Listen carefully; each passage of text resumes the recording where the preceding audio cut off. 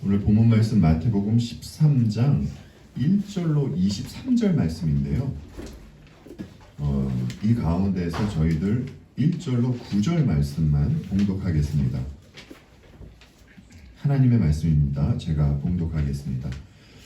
그날 예수께서 집에서 나가사 바닷가에 앉으심에 큰 무리가 그에게로 모여들거늘 예수께서 배에 올라가 앉으시고 온 무리는 해변에 서 있더니 예수께서 비유로 여러 가지를 그들에게 말씀하여 이르시되 씨를 뿌리는 자가 뿌리러 나가서 뿌릴새 덜어는 길가에 떨어짐에 새들이 와서 먹어버렸고 덜어는 흙이 얕은 돌밭에 떨어짐에 흙이 깊지 아니하므로 곧 싹이 나오나 해가 돋은 후에 타서 뿌리가 없으므로 말랐고 덜어는 가시떨기 위에 떨어짐에 가시가 자라서 기운을 막았고 덜어는 좋은 땅에 떨어짐에 어떤 것은 100배 어떤 것은 60배 어떤 것은 30배의 결실을 하였느니라. 귀 있는 자는 들으라 하시니라. 아멘. 우리는 오늘부터 마태복음 13장을 시작합니다. 마태복음 13장은 하나님 나라를 소개하는 비유들로 되어 있습니다. 그래서인지 13장에는 실제로 하늘나라라는 용어가 계속 반복되어 나타나는 것을 볼 수 있습니다. 그리고 주님은 천국의 비밀을 언급하시는데 이 비밀이라는 것은 주님이 전하신 천국 복음을 거절했을 때와 이 복음을 받아들였을 때 양쪽에서 어떤 결론이 주어지는 것에 대한 결과입니다. 그리고 주님은 사람들의 현재 상황을 심판의 날과 연결시키시는데 비유의 말씀에는 심판에 대한 내용이 실려 있는 것을 볼 수 있습니다. 지금은 흔하지만 제가 중고등학교 다닐 때만 하더라도 해외에 다녀오는 친구들은 그리 흔치 않았습니다. 제 친한 친구 중에 미국과 캐나다에 다녀온 친구가 있었는데 그 친구가 해주는 이야기가 참 흥미로웠던 것으로 기억합니다. 이와 같이 천국에 대해서 들으려면 천국에서 오신 분에게 들어야 하는 것입니다. 그런데 천국에서 오신 분은 유일하신 분, 우리 주님 예수 그리스도 한 분뿐이십니다. 그래서 천국에 대해서 알려면 예수님의 말씀을 들어야 하는 것이에요. 예수님은 이 땅에 오셔서 제 천국 복음을 전하십니다. 천국 복음을 전하신다는 것은 사람들로 하여금 이 복음을 듣고 믿으라고 말씀을 전하시는 것이에요. 그래서 예수님은 이 땅에 임한 천국을 나타내시기 위해서 천국에 대한 말씀을 전하시고 말씀에 대한 증거로서 여러 기사와 표적을 나타내신 것이었습니다. 그런데 이상한 것이 마태복음 13장 11절 말씀을 보면 이런 말씀이 있어요. 대답하여 이르시되 천국의 비밀을 아는 것이 너희에게는 허락되었으나 그들에게는 아니 되었나니 라고 하세요. 천국의 비밀을 아는 것에 대해서 누구에게는 허락되었지만 또 누구에게는 허락되지 않았다는 것입니다. 그러니까 이 말씀에 의하면 예수님께서 말씀을 전하시고 표적을 나타내신 이 모든 일은 천국의 비밀을 알려주시고자 하는 이들을 위해서 하셨다는 것이에요. 자, 그런데 요한복음 3장 18절에서 예수님을 믿는 이들은 심판을 받지 않지만 믿지 않는 이들은 벌써 심판을 받았다고 하거든요. 그러면 말씀을 듣고 표적을 보았음에도 불구하고 예수님을 믿지 않는 이들은 어떤 자들이라는 것입니까? 앞으로 미래의 심판을 받을 자들이 아니라 이미 심판을 받은 자들이라는 것이에요. 오늘 본문에서 주님은 이제 비유로 말씀을 전하시는데 비유에는 바로 이렇게 두 가지 기능이 있는 것입니다. 비유는 이 세상에 흔히 있는 사실을 예로 들어서 진리를 가르치는 방식이에요. 그래서 믿는 사람들은 이 진리를 더욱 실제적으로 배우고 깨닫게 되지만 믿지 않는 사람들은 누구나 아는 이야기를 피상적으로만, 표피적으로만 듣고 깨달음을 얻지 못한다는 것입니다. 따라서 주님이 비유로 말씀하시면서 두 가지 일을 하시는 것이에요. 첫째는 하나님 나라의 백성을 모으는 일이시고요. 두 번째는 하나님 나라의 백성이 아닌 자를 분리해 내시는 일입니다. 그러면 여러분, 어떤 이들이 천국 백성입니까? 그들에게 어떤 증상이 나타난다고 말씀을 드렸었죠? 심령이 가난한 자들이에요. 자신이 죄인이라는 것을 깨달은 자들입니다. 이렇게 자신의 심령이 가난하다는 것을 알고 주님만 의지하는 이들이 구원을 얻는 것이에요.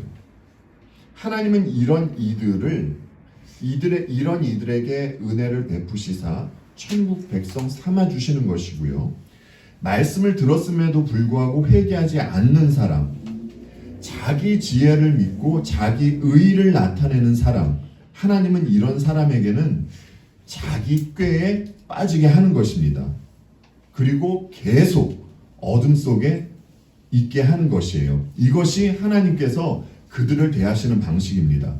그러니까 여러분, 악인에게 아무런 일이 일어나지 않고 오히려 그가 세상적으로 형통하는 것은 너무나 무서운 심판인 것입니다. 여러분께서 이제 잠언을 보셔서 아시겠지만 잠언을 보면 미련한 자에 대해서 말씀을 해주세요. 미련한 자의 특징은 하나님을 믿지 않으면서 스스로를 지혜롭다고 여기는 자입니다.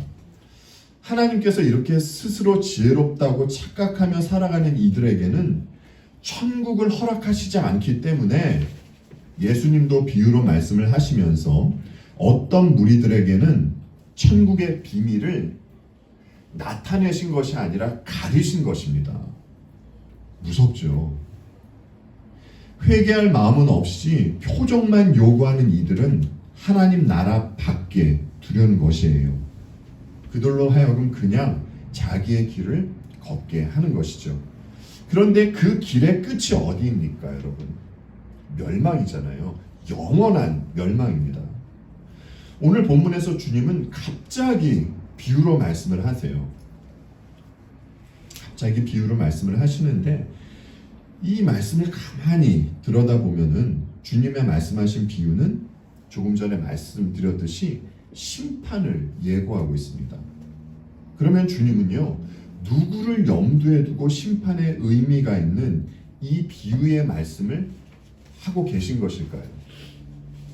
예, 바리새인과 서기관들 그리고 믿지 않는 자들을 향해서입니다.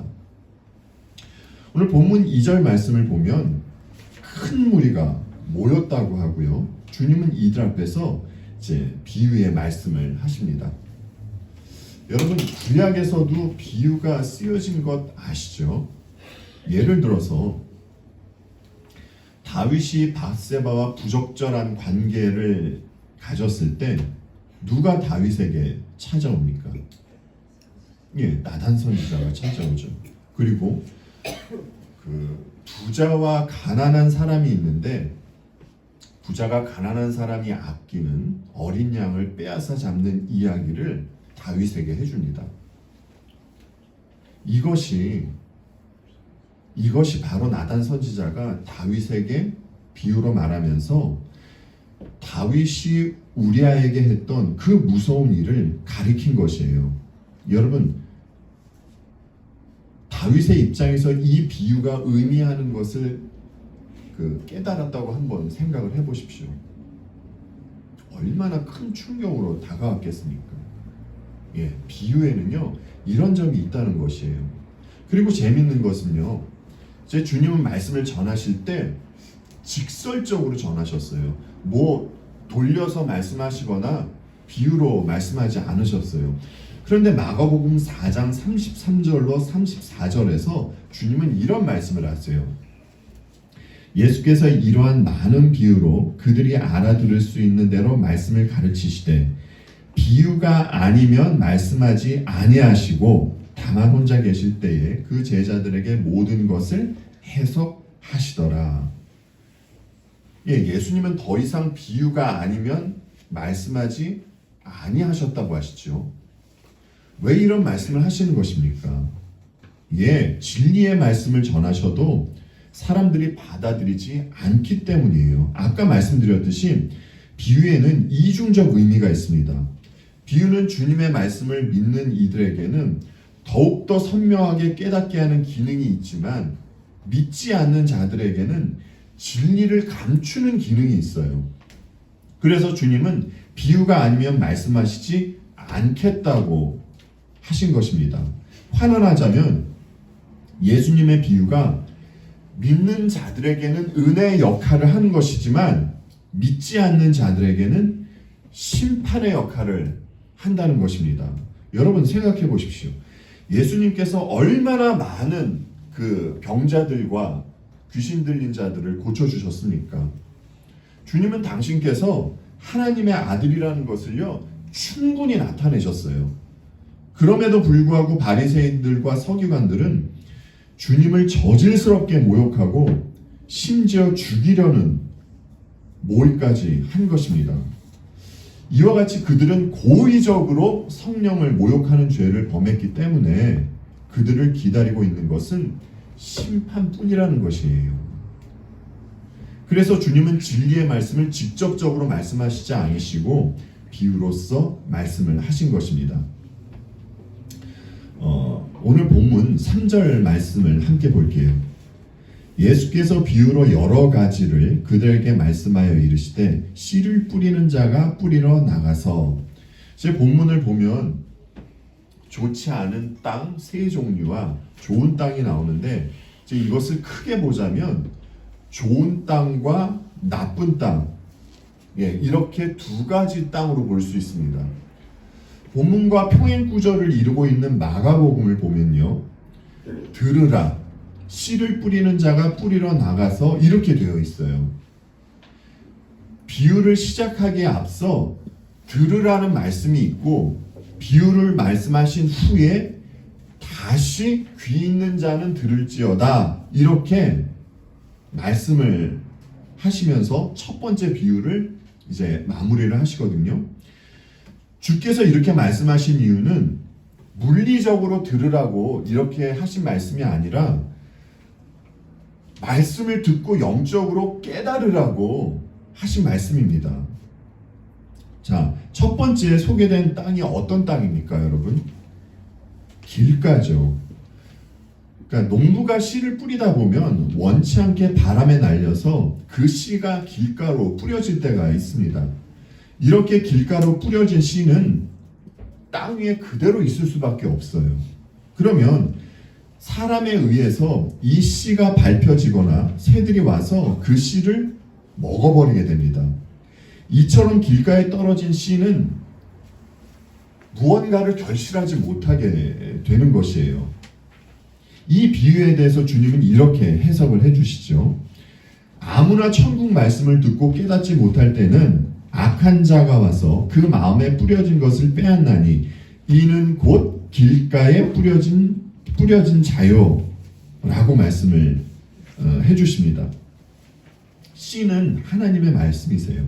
그리고 씨를 뿌리는 자에 대해서는 제가 이따 다시 말씀을 드릴게요. 주님의 비유에는 네 종류의 땅이 나오는데 여러분, 이 땅이 가리키는 것이 무엇이죠? 지금 읽은 19절에서 악한 자가 와서 어디에 뿌려진 것을 빼앗는다고 합니까? 마음에 뿌려진 것을 빼앗는다고 하잖아요. 이와 같이 땅이 가리키는 것은요, 인간의 마음입니다. 그러면 길가는 어떤 마음이겠습니까? 길가는 말 그대로요, 사람이 지나다니는 길이에요. 그러니까 강팍하고 굳을 대로 굳은 마음입니다. 길가에 뿌려진 씨는 땅 속으로 파고들 수가 없고요, 땅 위에 있을 수밖에 없습니다. 그러면 새가 와서 그냥 먹어버리는 것이에요. 이와 마찬가지로 강팍한 마음에 뿌려진 말씀은 뿌리를 내릴 수가 없는 것입니다.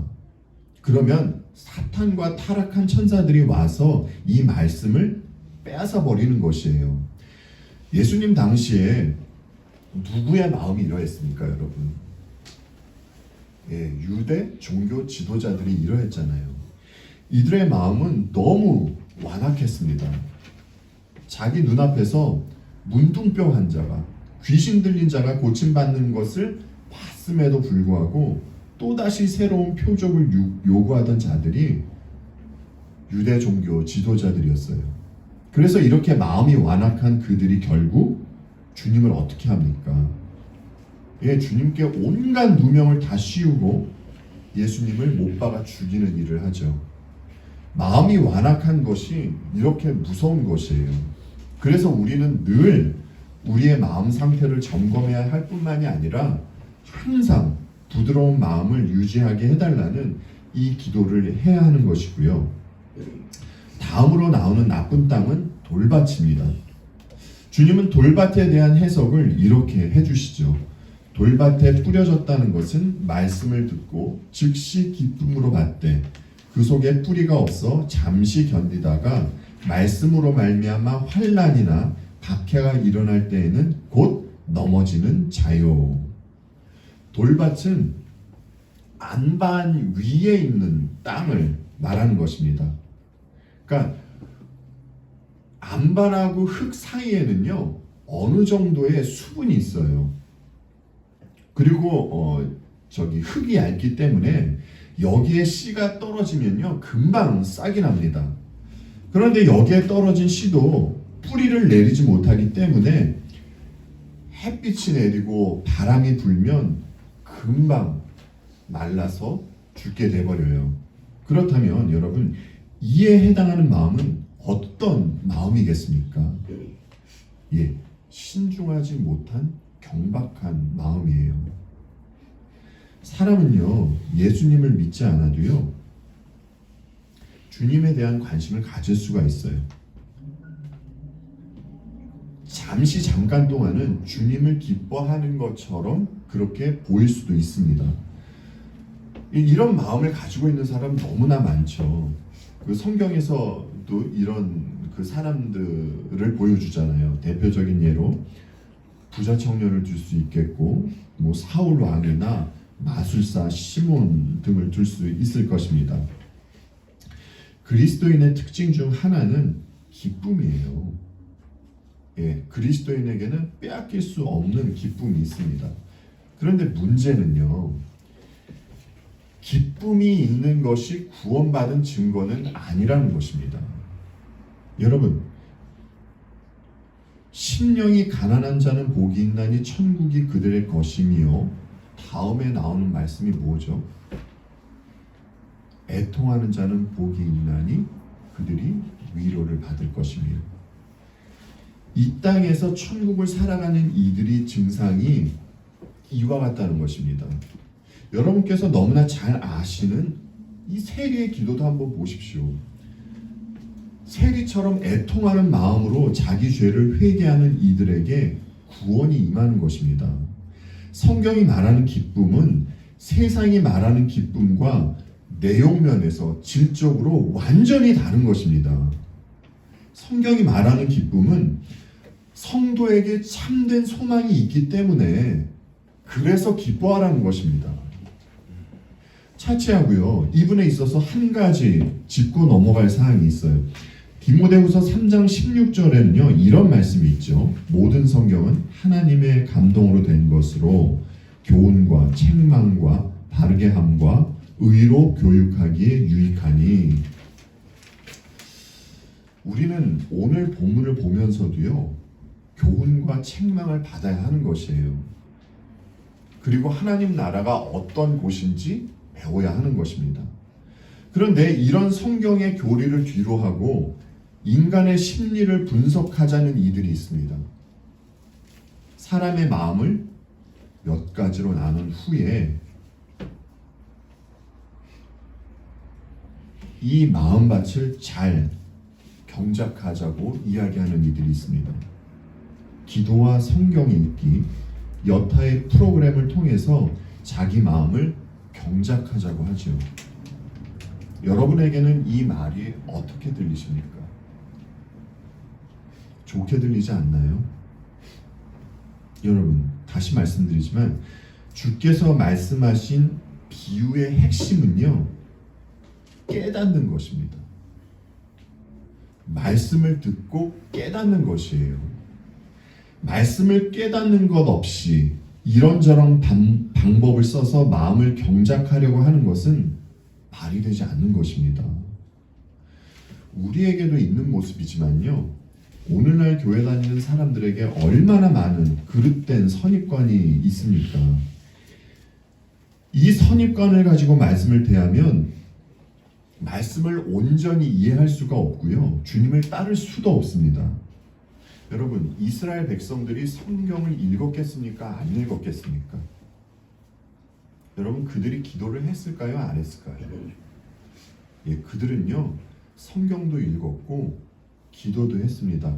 아주 열심히 했어요. 우리보다 더 열심히 했던 사람들입니다.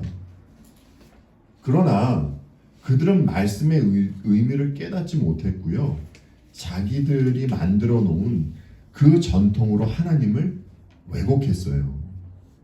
자신들을 말씀에 비추어서 아니다 싶으면 자기들이 가지고 있는 것을 버리고 그리고 말씀을 따라야 하는데, 오히려 그들은 하나님의 말씀을 이용해서 자기들이 만든 전통을 합리화하는 죄악을 범했던 것입니다. 여러분, 이 시대는 어떤 것 같습니까? 아니, 우리는 어떤 것 같습니까? 예, 정말 심각한 문제입니다. 요한복음 6장에는 이 오병이어 사건이 소개되어 있죠. 오병이어 사건 때문에 사람들은 무척 기뻐해요.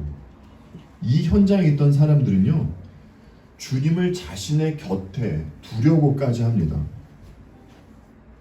그런데요, 문제는요, 오병이어의 사건이 일어난 그 다음 날이에요. 그날에도 사람들은요, 예수님께 모여들었습니다. 그들이 왜 예수님께 모여들었겠습니까? 예, 이 전날과 같이 그들은 떡을 바랬기 때문이에요. 그런데 여러분께서 아시다시피 주님은 그들에게 떡을 주시지 않으셨습니다. 대신에 그들에게 생명의 떡에 대해서 말씀을 하셨어요. 다른 말로 해서 주님의 죽음에 대해서 그들에게 이야기를 했습니다. 여러분, 주께서 이 말씀을 하시자 어떤 일이 일어난 줄 아십니까? 요한복음 6장 66절 말씀이에요. 그때부터 주께서 그 말씀을 전하셨을 때부터 그의 제자 중에서 많은 사람이 떠나가고 다시 그와 함께 다니지 아니하더라. 그러니까 여기서 말씀한 이 제자는 진짜 예수님의 제자가 아니라 자기가 예수님의 제자라고 그렇게 말하고 다니는 사람을 이야기하는 것입니다. 그러니까 이들은요, 그림자로서만 십자가의 이야기를 들었을 뿐인데 그들은 주님을 그냥 떠나버렸어요. 이들은 전날만 해도 주님을 무척이나 기뻐하던 자들입니다. 그런데 불과 하루 사이에요. 하루 사이에 그들 마음에 기쁨은 오간데가 없고 그들 마음에 찬바람이 부는 상황이 벌어지게 된 것이에요. 여러분, 이 말이 의미하는 것이 무엇입니까?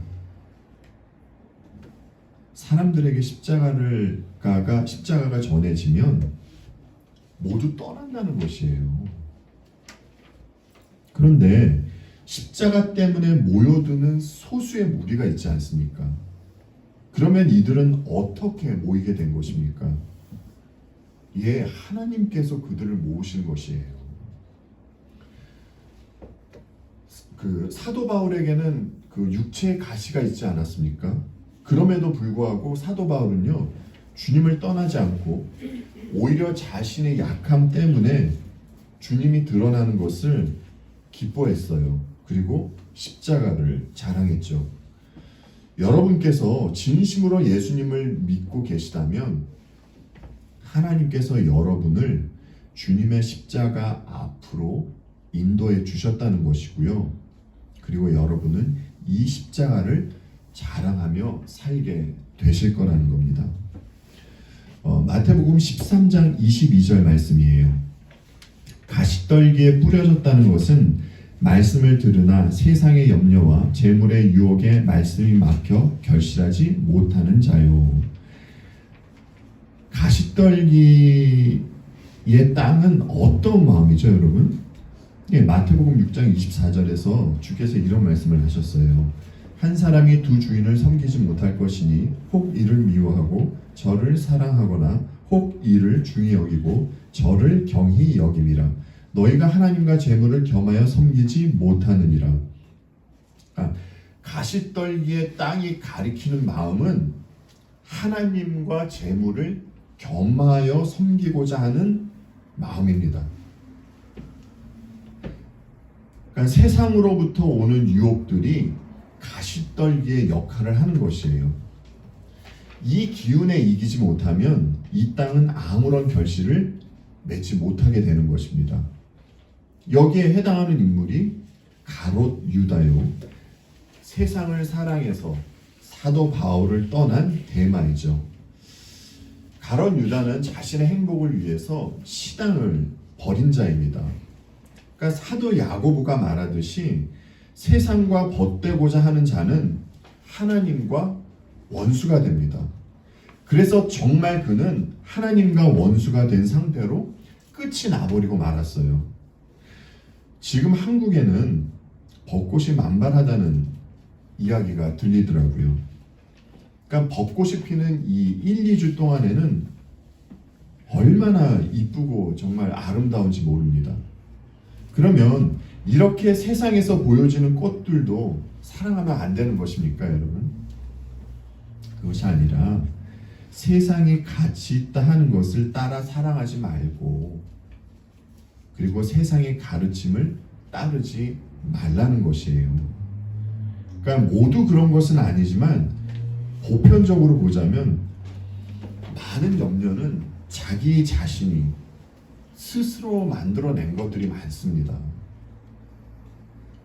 하나님께서 그러니까 아버지인 것을 망각을 하고 세상을 기준 삼아서 자신이 세운 계획에 차질이 생기면 그러면 그때 염려가 생기게 되는 것이죠.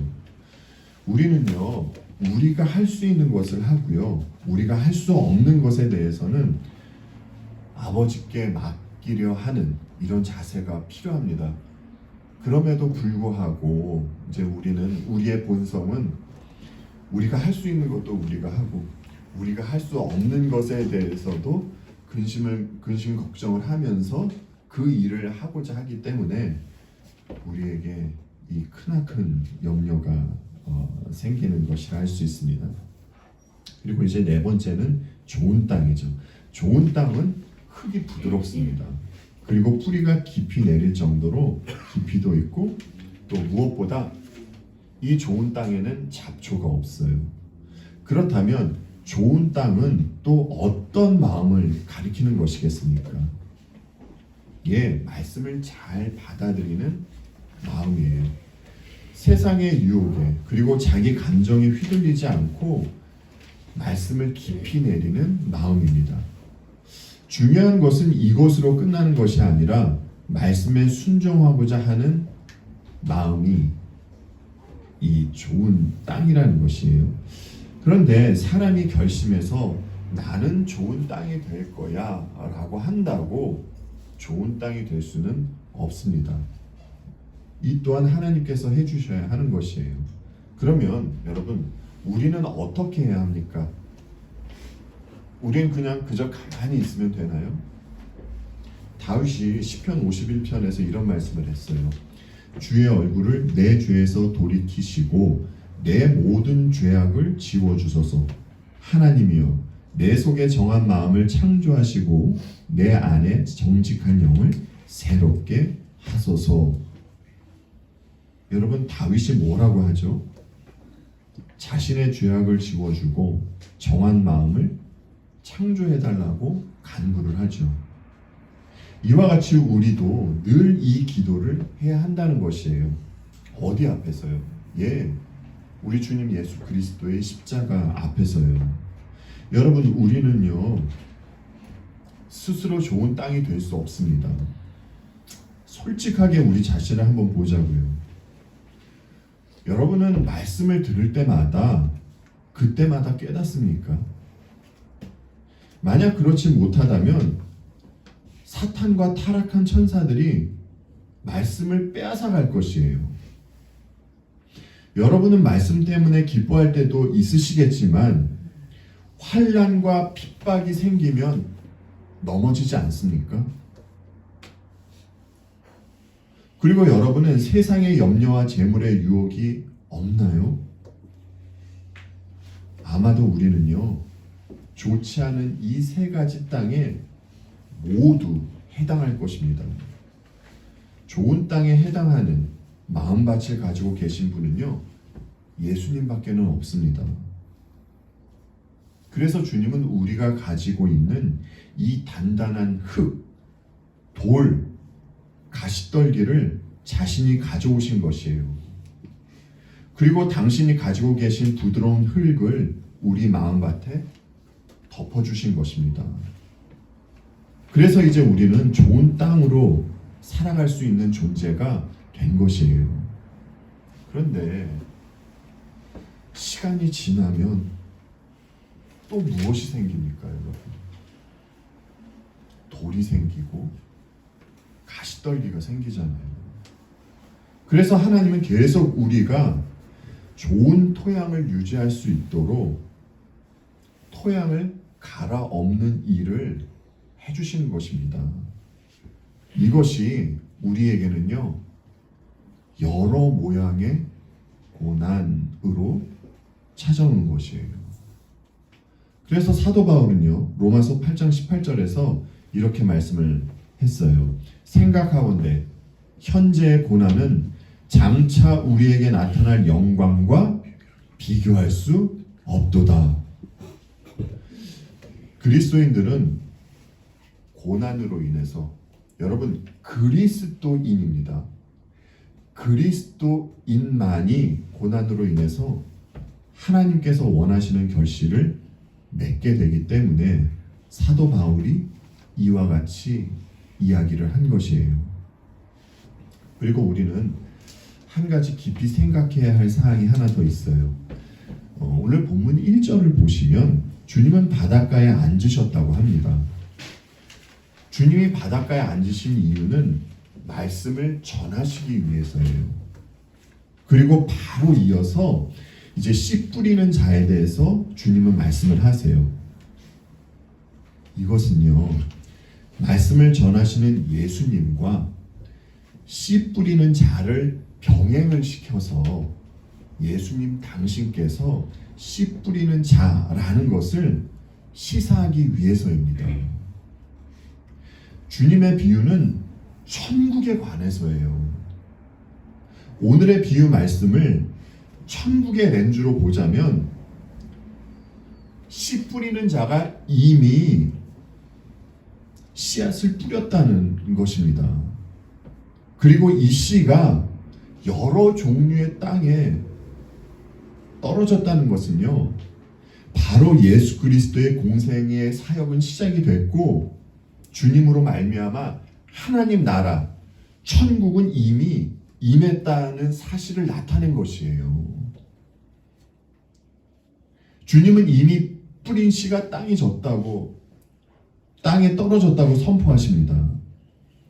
그러니까 이것은 현재의 일이 미래를 결정하게 될 거라는 것이에요. 여러분, 주님은 씨를 뿌리셨습니다. 그리고 씨가 잘 자라날 수 있도록 빛도 내려주고 계세요. 그런데요, 똑같은 빛을 받더라도 누군가는 이 빛 때문에 열매를 맺고요.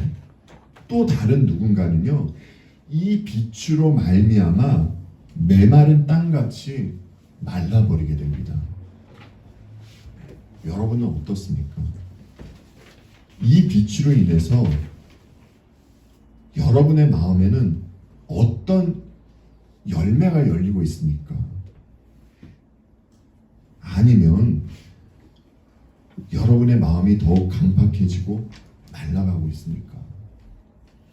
오늘 말씀으로 인해서 다시 한번 우리의 자신을 한번 살펴보고, 그리고 돌이킬 것 돌이키고, 또 감사할 내용에 대해서는 우리 주님께 더욱 감사함으로 이 땅에 임한 천국을 살아가시는 저와 여러분이 되기를 소원하며 오늘 말씀을 마치도록 하겠습니다.